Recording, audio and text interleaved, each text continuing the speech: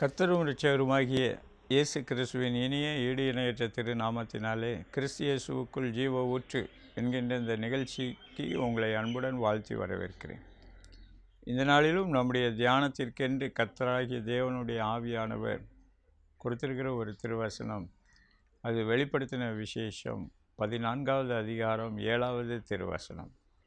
வெளிப்படுத்தின விசேஷம் 14:7. மிகுந்த சத்தமிட்டு தேவனுக்கு பயந்து அவரை மகிமைப்படுத்துங்கள். அவர் நியாய தீர்ப்பு கொடுக்கும் வேலை வந்தது. வானத்தையும் பூமியையும் சமுத்திரத்தையும் நீரூற்றுகளையும் உண்டாக்கினவரையே தொழுது கொள்ளுங்கள் என்று கூறினான். பிரியமானவர்களே, இந்த திருவசனத்திலே காணக்கூடாத மகிமையான அதிர்சனமான ஜீவனுள்ள தேவனை நாம் தொழுது கொள்ளுகிறதிலே ஜாக்கிரதையுள்ளவர்களாய் இருக்க வேண்டும் என்பதை குறித்து இங்கே கூறப்பட்டிருக்கிறதை நாம் புரிந்து கொள்ள முடியும். ஆண்டவராகிய இயேசு கிறிஸ்துவும் அதை குறிப்பிட்டார். பிதாவை தொழுது கொள்கிறவர்கள் ஆவியோடும் உண்மையோடும் தொழுது கொள்ள வேண்டும். அவரை தொழுது கொள்ளுகிறதிலே உள்ள காரியங்களை குறித்து நாம் இந்த நாளிலே சில காரியங்களை சிந்திக்க போகிறோம். இது நம்முடைய வாழ்க்கைக்கு மிகவும் பிரயோஜனமாக இருக்கும் என்பதை கிறிஸ்து இயேசுவுக்குள்ளாக நான் நிச்சயித்திருக்கிறேன். ஆகவே கவனமாய் செவி கொடுப்போம். ஆவியானவர் நமக்கு பேசுகிற காரியங்களை நம்முடைய இருதயத்திலே பத்திரப்படுத்துவோம். ஆவியானவர் அதை பத்திரப்படுத்தி கிறிஸ்து இயேசுவுக்குள்ளான மகிமையான ஆசீர்வாதங்களை சுதந்திரிக்கும்படிக்கு அவன் நம்மை நடத்தி செல்ல வேண்டுமென்று விரும்புகிறான். முதலாவதாக நாம் கர்த்தருக்கு முன்பதாக ஒரு நன்றியுள்ள இருதயத்தோடு இருக்க வேண்டும் என்று ஆவியானவர் விரும்புகிறார். ஸ்தோத்திரம். நாம் சில காரியங்களை எல்லாவற்றையும் டேக் இட் ஃபார் கிராண்டட். ஆமாம், சில நேரங்களிலே சில குடும்பத்திலே வாலிப பிள்ளைகள் பெற்றோர்களுடைய அன்பிலே, பராமரிப்பிலே, அரவணைப்பிலே வளர்ந்திருப்பார்கள். அவர்களுக்கு எல்லாம் கொடுக்கப்பட்டு கொண்டே இருக்கும். சொல்வார்கள், born with a silver spoon. எல்லாம் கிடைக்கிறதுனாலே அவர்களுக்கு ஸ்தோத்திரம், அது நிமித்தம் ஒரு சந்தோஷம் இருக்கும். ஆனால் அதுக்கு பின்பதாக இருக்கக்கூடிய சோர்சஸ், மூலம், ஆதாரம், அதை ஒரு குறிப்பிட்ட அளவுதான் புரிந்து வைத்திருப்பார்கள். தேவனாகிய கர்த்தர், நாம் அவருக்குள் இருக்கிறோம், அவர் மூலமாகத்தான் நமக்கு எல்லாம் கிடைக்கிறது என்பதை நாம் அறிந்து அவரை ஸ்தோத்தரிக்க வேண்டும் என்று அவர் விரும்புகிறார். பவுலப்போஸ்தலன் ரோமாபுரியாருக்கு எழுதின நிருபத்திலே முதல் அதிகாரத்தில் அதை குறிப்பிடுகிறார். அவர்கள் தேவனை அறிந்தும் அவரை தேவனென்று மகிமைப்படுத்தாமல் ஸ்தோத்தரியாமல் இருந்து வீணரானார்கள். உணர்வில்லாத அவர்களுடைய இருதயம் இருளடைந்தது என்று குறிப்பிடப்பட்டிருக்கோம். பிரியமானவர்களே, நாம் கர்த்தருக்கு நன்றி சொல்ல பழக வேண்டும், ஸ்தோத்திரம் செலுத்த பழக வேண்டும். ஸ்தோத்திரம். நாம் சுவாசிப்பது, உள்ளே மூச்சு போய் வெளியே வருவது தேவ கிருபை தான். ஆமாம், தானியேல் தீர்க்கதரிசி நேபுகாத்நேச்சார் என்று பாபிலோனிய பேரரசனுக்கு முன்பதாக நிற்கும்போது அப்படி சொன்னார். மனுஷனுடைய சுவாசத்தை அவர் தன்னுடைய கையிலே வைத்திருக்கிறார். ஸ்தோத்திரம்.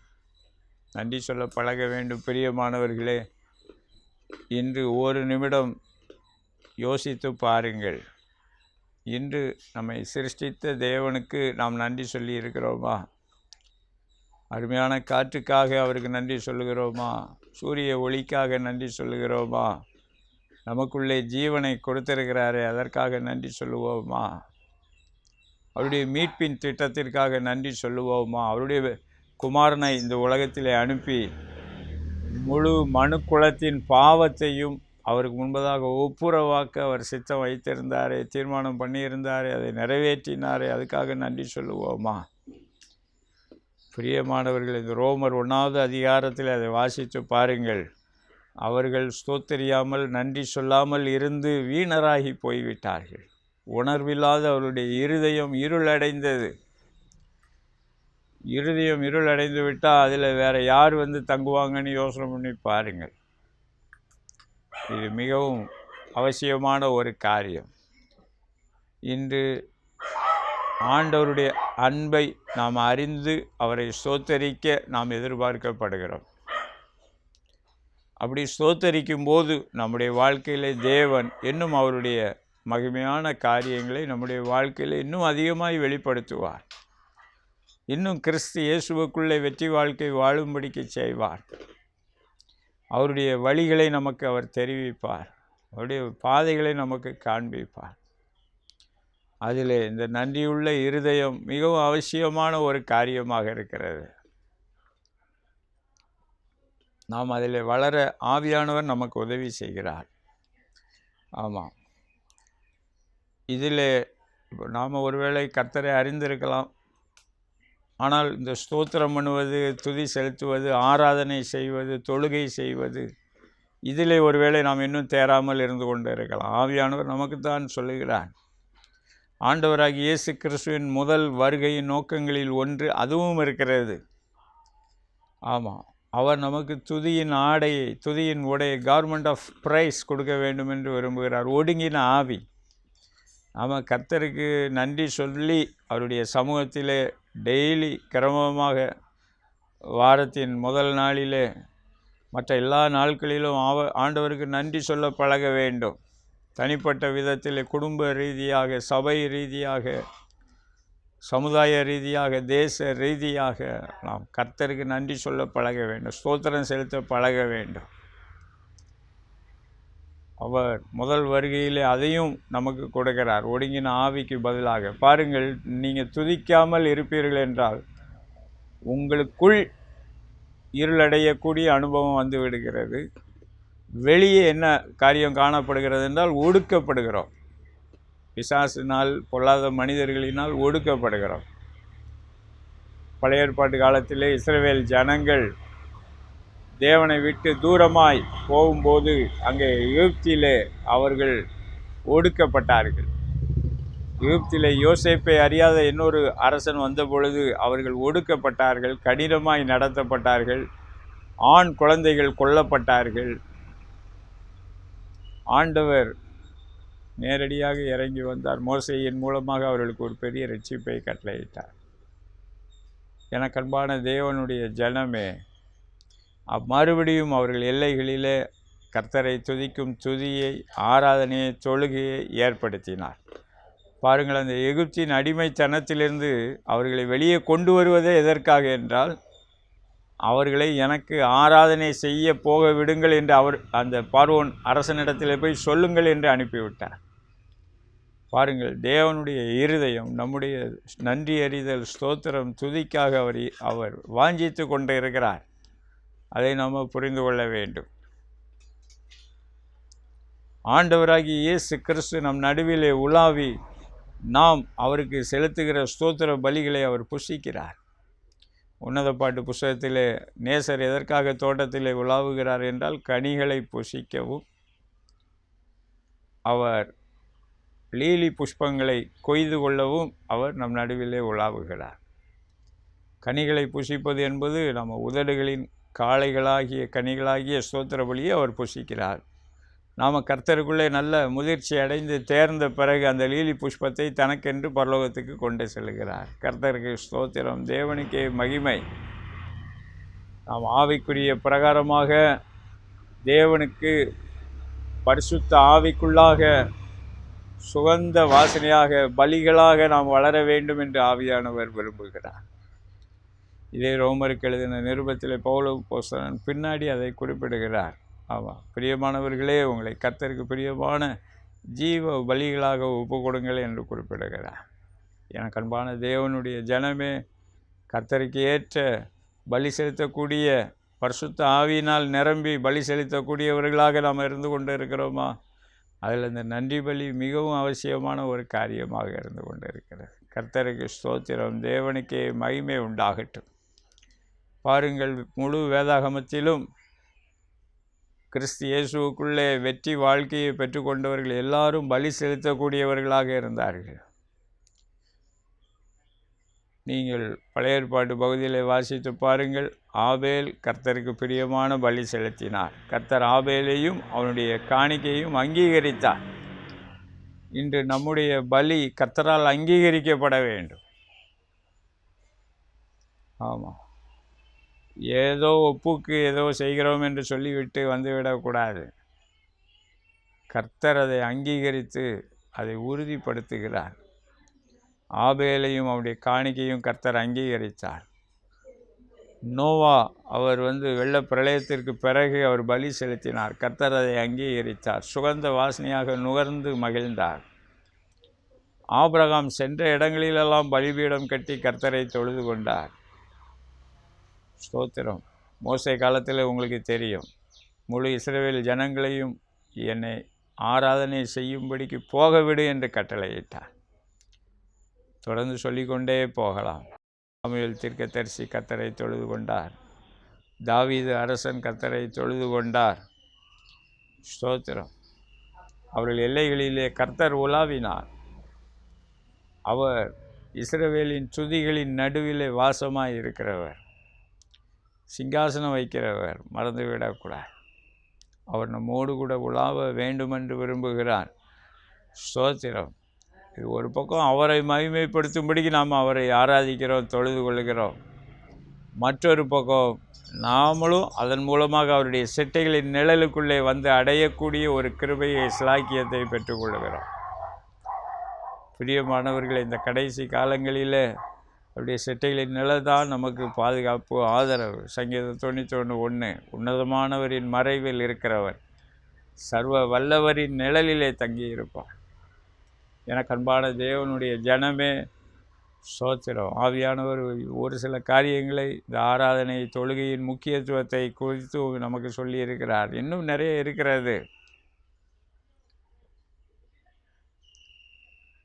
ரோமர் 10:12 வேதம் சொல்லுகிறது, யாராக இருந்தாலும் சரி, அது ஆணாக இருந்தாலும் சரி, பெண்ணாக இருந்தாலும் சரி, கிரேக்கனாக இருந்தாலும் சரி. அந்த காலத்தில் கிரேக்கர்கள் யூதர்கள் என்று ஒரு வகையராக இருந்தது.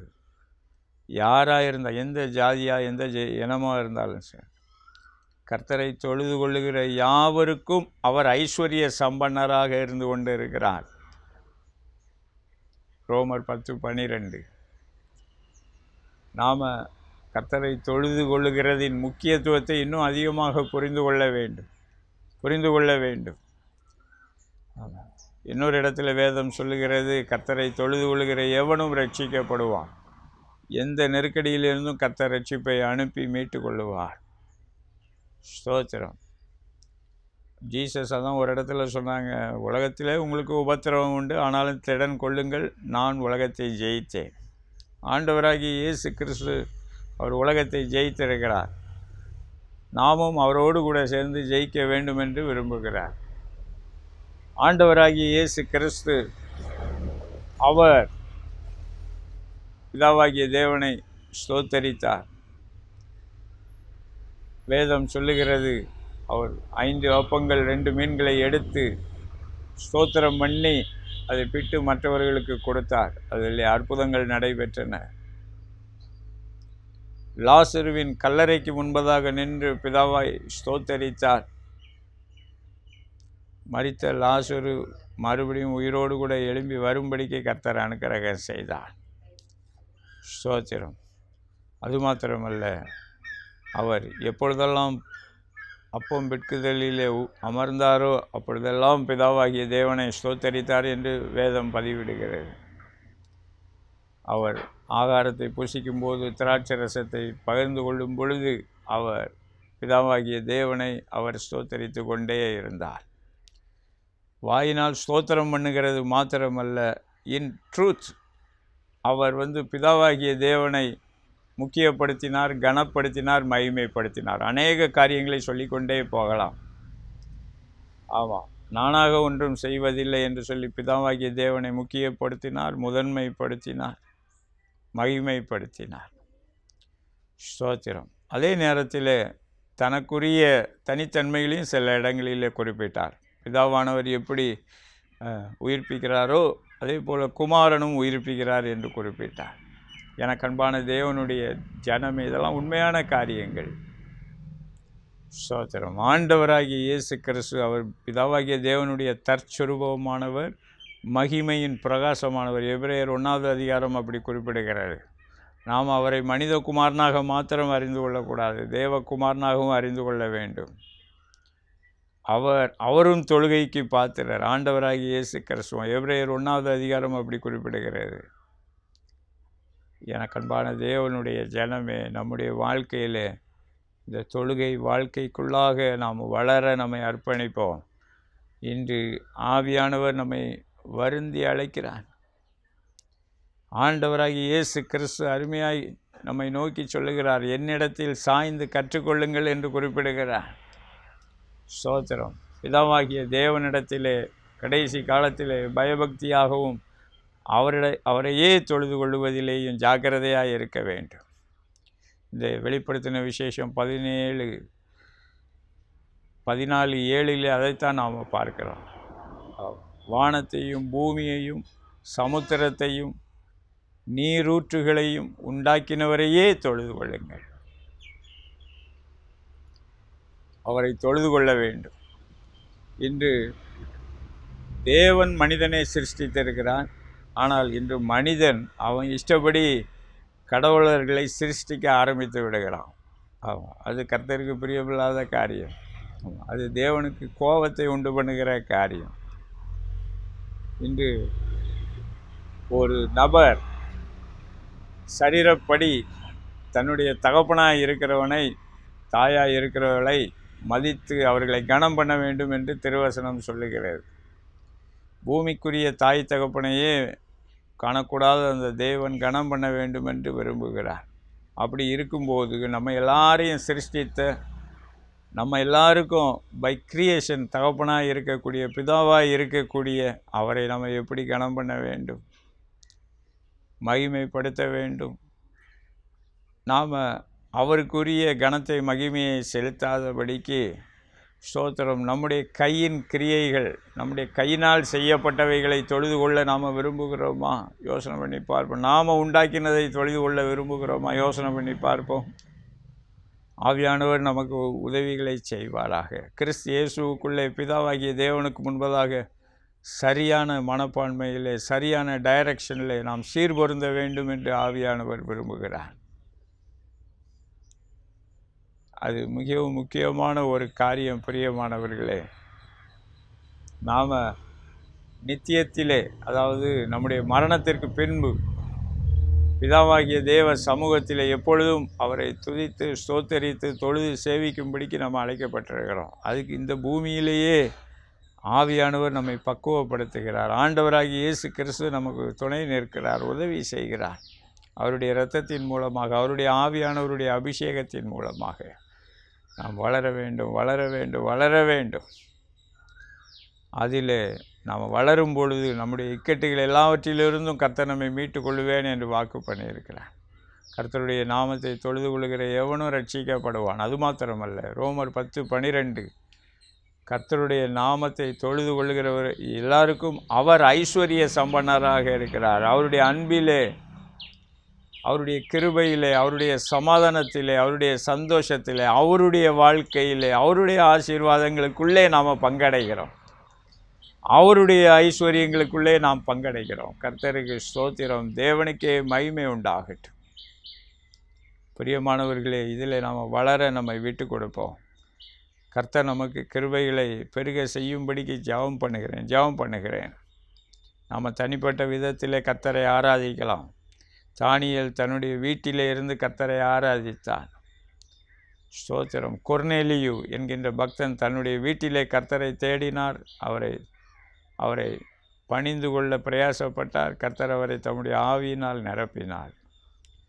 ஸ்தோத்திரம். சபையாக நாம் கர்த்தரை ஆராதிக்கிறதிலே நாம் இன்னும் வளர வேண்டும். கர்த்தரால் அங்கீகரிக்கப்படுகிற ஒரு ஆராதனையை நாம் செய்ய வேண்டும். ஸ்தோத்திரம். கர்த்தர் நம் நடுவிலே உலாவி நாம் செலுத்துகிற பலிகளை அங்கீகரிக்க வேண்டும் என்று விரும்புகிறார். அதிலே நாம் வளர வேண்டும். ஸ்தோத்திரம். தேச ரீதியாகவும் கர்த்தருக்கு உரிய மகிமையை நாம் செலுத்த வேண்டும். கர்த்தருக்கு ஸ்தோத்திரம். தேவனுக்கே மகிமை. அடுத்தபடியாக என்னுடைய வாழ்க்கையில் இந்த துதி ஆராதனையை குறித்து கர்த்தர் இன்னொரு உணர்த்தலையும் கடந்த வருடங்களிலே கொடுத்தார். பாருங்கள், தாவீது அரசன், அவன் ஒரு பேரரசனாக கர்த்தரால் பயன்படுத்தப்பட்டார்.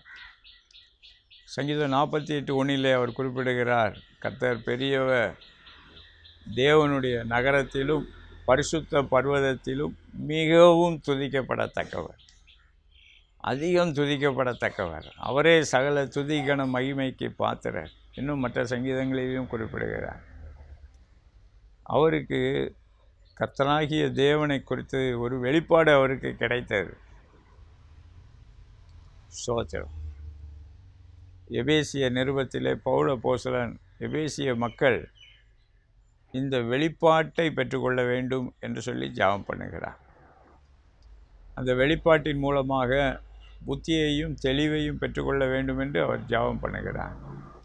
பிரியமானவர்களே, நாமளும் ஜெபம் பண்ணுவோம். ஆண்டவரே, எனக்கு இந்த வெளிப்பாட்டை கொடும், உம்மை நான் அறிய வேண்டும் என்று சொல்லி.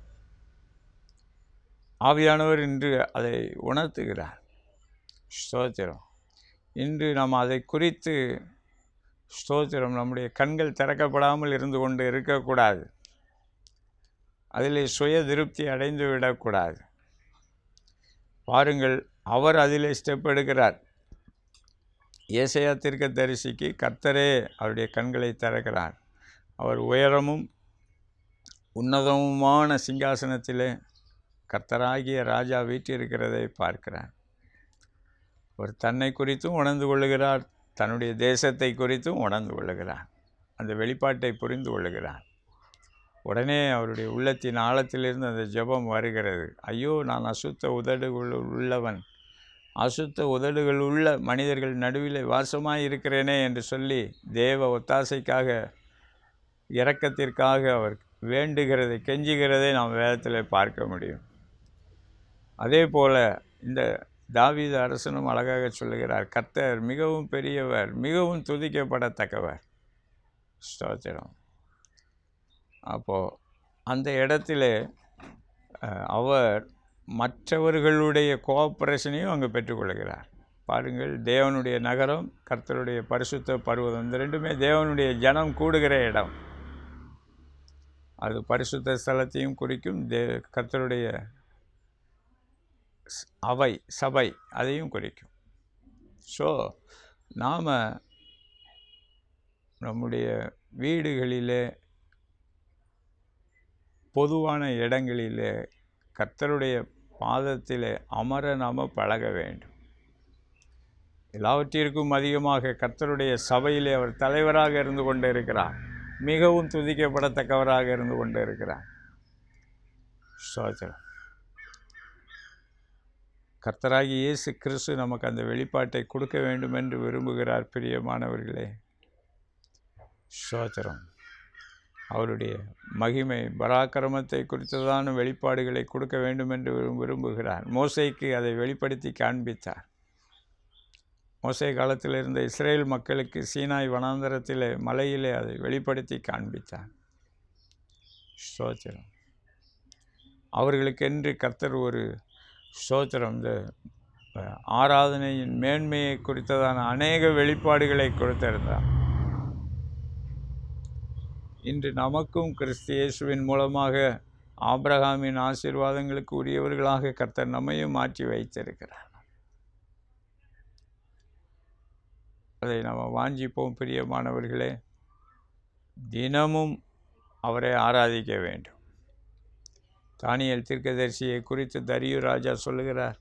மேதிய பெர்சிய ராஜாக்களில் ஒருவரான தரியு சொல்லுகிறார், இடைவிடாமல் ஆராதிக்கிற தானியேலை பார்த்து சொல்லுகிறார், நீ இடைவிடாமல் ஆராதிக்கிற உன் தேவன் உன்னை தப்புவிக்க வல்லவராய் இருந்தாரா என்று கேட்கிறார்.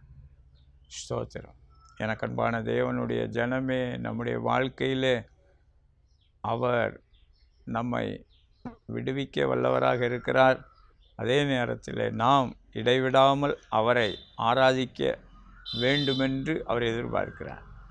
அதே போல் சங்கீதக்காரரும் அநேக இடங்களிலே குறிப்பிடுகிறார், கர்த்தரை நான் எக்காலத்திலும் ஸ்தோத்திரிப்பேன். நல்ல நேரம், மோசமான நேரங்கள், ஸ்தோத்திரம், தீமையான நேரங்கள், தீமையான நேரங்களில் அவர் செட்டைகளின் நிழலுக்குள்ளே மறைந்து கொள்கிறார். அதுதான் சங்கீதக்காரன் இன்னொரு இடத்துல குறிப்பிடுகிறார், தீங்கு நாளில் அவர் என்னை தமது கூடாரம் மறைவிலே ஒளித்து வைத்து என்னை காப்பாற்றுகிறார். ஸ்தோத்திரம். நாம் துதிக்கும்போது அநேகராக சேர்ந்து துதிக்கும்போது, ஸ்தோத்திரம், துதிக்கிறதுக்குனே ஒரு ஐக்கியமாக வளரும்போது, சபையிலும் அதற்கு உரிய இடத்தை நாம் கொடுக்கும் பொழுது தேவனுடைய மகிமை அங்கு இறங்கி வருகிறது. தேவன் ஐஸ்வர்ய சம்பன்னராக வெளிப்படுகிறார், இக்கட்டுகளிலிருந்து மீட்டு கொள்ளுகிறார். ஸ்தோத்திரம். யோசபாத் ராஜா காலத்திலே இஸ்ரவேல் மக்கள் நெருக்கடிகளில் போகிறார்கள். ஆமாம், அவர்கள் கொஞ்ச காலம் அந்த துதி ஆராதனை இருந்தது எருசலேமில். ஆனால் அதற்கு உரிய இடத்தை அவர்கள் கொடுக்கவில்லை. ஸ்தோத்திரம். மறுபடி ஆண்டவர் பேசுகிறார், நீங்கள் துதிக்க பழகுங்கள், ஆராதிக்க பழகுங்கள் என்று. ஸ்தோத்திரம். அவர்கள் அதற்கு கீழ்ப்படுகிறார்கள். ஆண்டவர் அந்த யுத்தத்திலே ஜெயம் கொடுக்கிறார். கர்த்தருக்கு ஸ்தோத்திரம், தேவனுக்கே மகிமை என்று. ஸ்தோத்திரம். நாம் ரெண்டையும் புரிந்து கொள்ள வேண்டும். சங்கீதக்காரன் 1வது அதிகாரத்தில் சொல்லுகிறார், பாவிகளுடைய வழியில் நிற்காமலும் பரியாசக்காரர் உட்காரும் இடத்தில் உட்காராமலும் துன்மார்க்கருடைய ஆலோசனையின்படி நடவாமலும், அதுக்கு நேர் கான்ட்ரவர்சியாக ஸ்தோத்திரம், கர்த்தரை துதிக்கிற இடத்துல கூடி சேரும்படியாகவும் அவருடைய சத்தத்துக்கு கவனமாய் செவி கொடுக்கும்படியாகவும் அவருடைய வழிகளிலே நடக்கவும் தீர்மானிக்கிறவர்கள் பாக்கியவான்கள். ஸ்தோத்திரம். எனக்கன்பான தேவனுடைய ஜனமே என்று விட்டு கொடுப்போமா? கர்த்தர் நமக்கு கிருபைகளை கொடுக்க போகிறார், அபிஷேகத்தை கொடுக்க போகிறார். நீங்கள் தீர்மானிங்க. ஆண்டவர் மிற்ற எல்லாவற்றிலும் அவரே நடத்தி செல்ல ஆரம்பித்து விடுவார். ஒரு மிகவும் பெரியவர். தாவீதுக்கு இஸ்ரவேல் மக்களுக்கு ஜெயம் கொடுத்தார். யோசபாத்துக்கும் அவருடைய மக்களுக்கும் ஜெயம் கொடுத்தார். தானியேலுக்கு ஜெயம் கொடுத்தார். கொர்நேலியுவுக்கு ஜெயம் கொடுத்தார். இன்று நமக்கும் அவர் கொடுக்க வல்லவராக இருந்து கொண்டு இருக்கிறார். வெளிச்சத்தின் பாதையில் அவர் நடத்தி செல்ல வல்லவராக இருந்து கொண்டு இருக்கிறார். கண்களை மூடி ஆண்டவரை நோக்கி பார்ப்போமா? ஆவியானவர் நம்மோடு இடைப்பட்ட காரியங்களுக்காக கர்த்தருக்கு நன்றி சொல்லுவோம், ஸ்தோத்திர பலி செலுத்துவோம். ஸ்தோத்திரம். ஹல்லேலூயா. ஆவியானவர் உணர்த்துகிறார். உங்கள் இருதயம் இருளடைந்திருக்கிறதா என்று கர்த்தர் உங்களுக்கு காண்பிக்கும்படிக்கு கேளுங்கள். உண்மையான ஜீவனுள்ள சிருஷ்டிகராகிய தேவனை, வானத்தையும் பூமியும் சமுத்திரத்தையும் நீரூற்றுகளையும் உண்டாக்கின தேவனை நாம் தொழுது கொள்கிறோமா? கேட்டு பாருங்கள். ஆண்டவரிடத்தில் கேளுங்க. ஸ்தோத்திரம். ஆண்டவர் உணர்த்துவார் என்றால் உடனே, ஆண்டவரே என்னை மன்னியும், உங்கள் கிருபை எனக்கு தாரும், உம்மை நான் ஆராதிக்க, உம்மை மகிமைப்படுத்த, உம்மை கனப்படுத்த எனக்கு உதவி செய்யும் என்று கேளுங்கள். ஸ்தோத்திரம். ஆண்டவர் சொல்கிறார், என்னை கனம் பண்ணுகிறவர்களை நான் கனம் பண்ணுவேன். ஆராதனையிலே நீங்கள் கர்த்தர் விரும்புகிற முக்கியத்துவத்துக்குள்ளே நீங்கள் அதை அர்ப்பணிப்பீர்கள் என்றால் கர்த்தர் உங்கள் எல்லைகளிலே வாசம் பண்ணி உங்கள் குறைவுகளை நிறைவாக்குவார். ஐஸ்வர்ய சம்பன்னராக இருப்பார். அவருடைய தயவு இரக்கத்தை தாராளமாக கொடுப்பார். உங்கள் வாழ்க்கையில் எந்த பகுதியில் நீங்கள் சிரமப்பட்டு கொண்டு இருக்கிறீர்களோ அந்த பகுதியில் கர்த்தர் நிறைவை, மகிமையான காரியங்களை கட்டளையிடுவார். ஆண்டவரிடத்தில்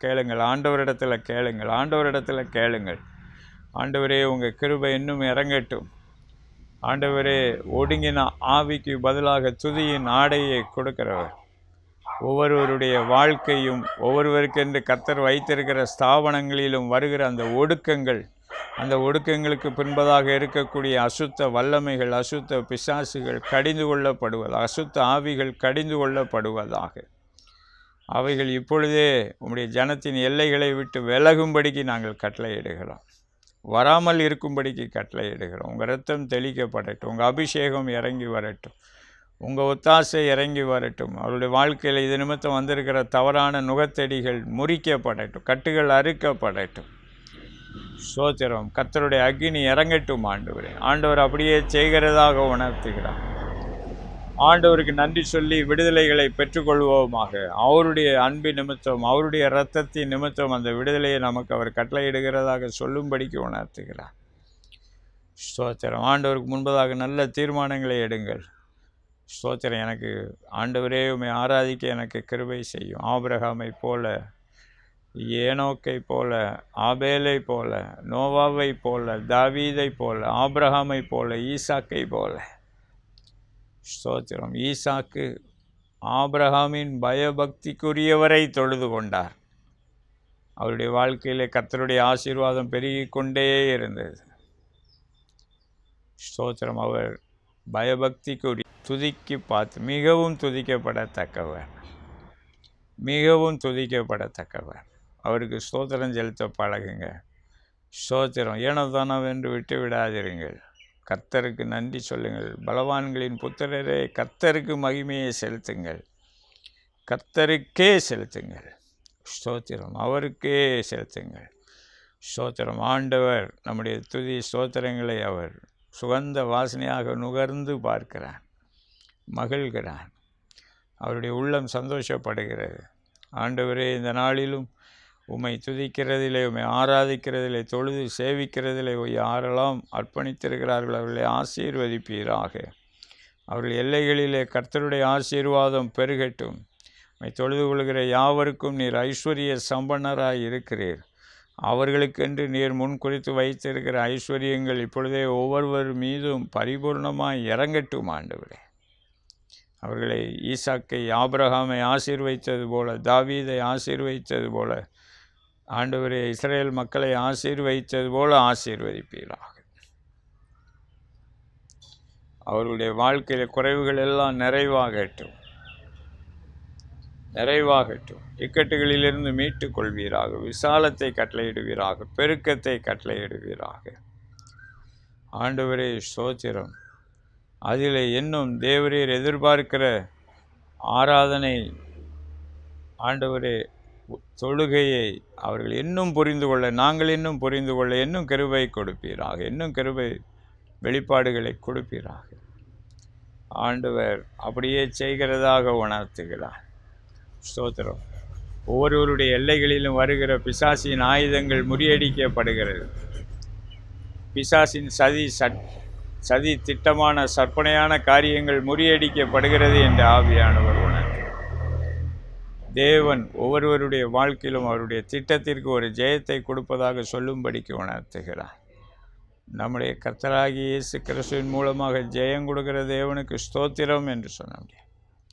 அவர் ஜெயத்தின் மேல் ஜெயத்தை உங்களுக்கு கொடுத்து அவர் மகிமைப்பட போவதாக உணர்த்துகிறார். நன்றி சொல்லுகிறோம், நன்றி சொல்லுகிறோம். உமக்கே சகல துதிகன மகிமையால் எடுக்கிறோம். கிறிஸ்தேசுவின் நாமத்தில் ஜெபிக்கிறோம் நல்ல பிதாவே. ஆமென், ஆமென். பிரியமானவர்களே, தொடர்ந்து தேவ சமூக பழக்கத்திலே வளருங்கள். கர்த்தரை துதிப்பது, ஆராதிப்பது, தொழுது கொள்வது அதுக்கு ஒரு சிறந்த காரியமாக இருந்து கொண்டு இருக்கிறது. அதில் வளருங்கள். கர்த்தர் உங்களை நிறைவாய் ஆசீர்வதிப்பாராக. ஆமென்.